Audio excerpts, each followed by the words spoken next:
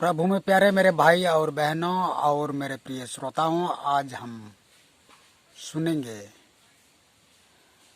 परमेश्वर को भय मानना और उसका फल क्या है, और परमेश्वर को छोड़ना या त्यागना और उसका फल क्या है, इसके विशेषता हम सुनेंगे। तो परमेश्वर जब इस्राएलियों को मिस्र देश से छुड़ा ले आया,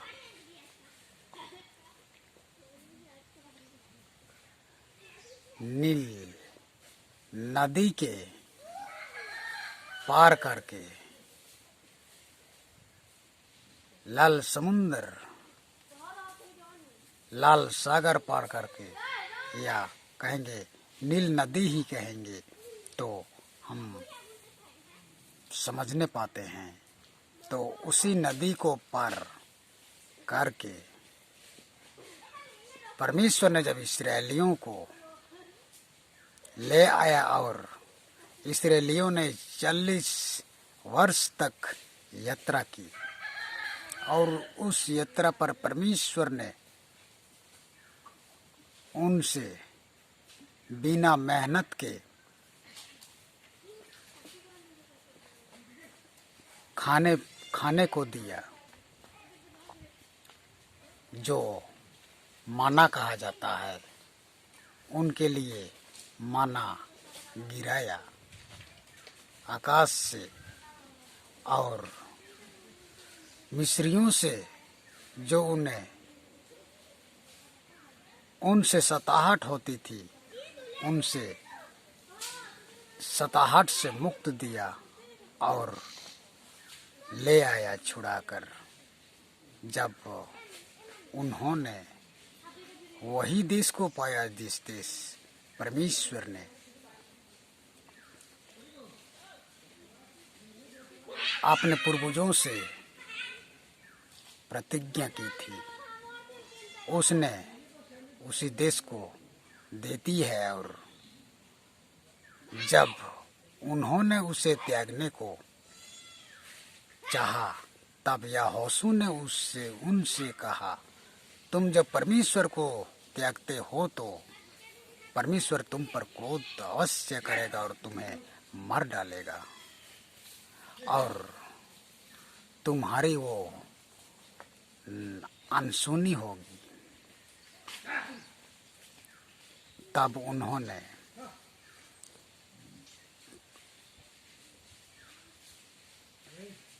ऐसा ही किया जैसा यहोशू ने उन्हें बताया। तब उन्होंने मन फिराकर फिर से यहोवा की दंडवत की, अन्य देवताओं का नहीं। उन्होंने अन्य देवताओं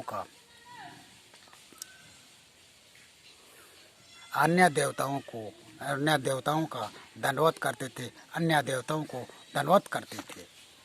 तब यहोशू ने उनसे समझाया और कहा, इस्राएलियों का परमेश्वर यूं कहता है, तुम उनसे भलाई पाई है, और जब तुम भलाई पाते आते भलाई उनसे पाते आए हो, तो भी अगर तुम परमेश्वर को छोड़ देते हो, परमेश्वर को त्यागते हो, तो परमेश्वर तुम पर फिरेगा और तुम्हारा बदला लेगा, तुम्हें मार डालेगा।